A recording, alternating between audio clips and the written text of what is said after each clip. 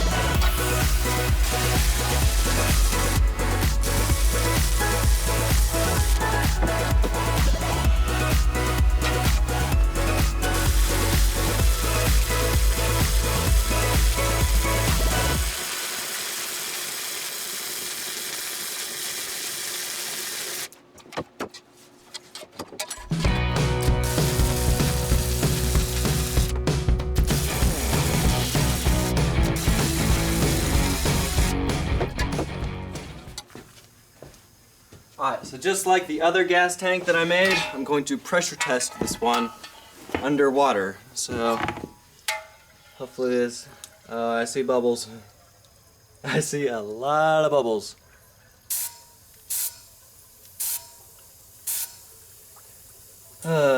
Yeah, that's. Dang it.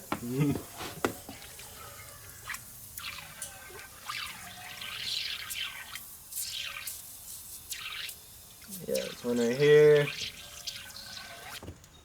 Alright, so at first there was quite a bit of leaks, but I think I got them all.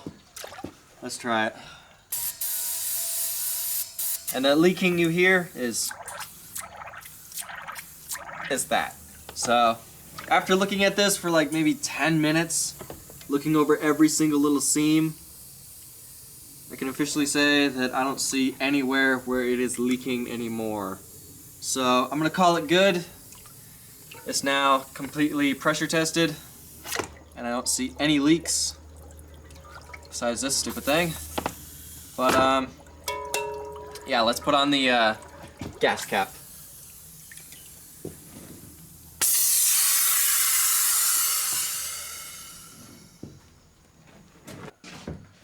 Alright, so now we need to figure out what gas cap I'm going to use. I don't want to buy one because they're kind of not cheap.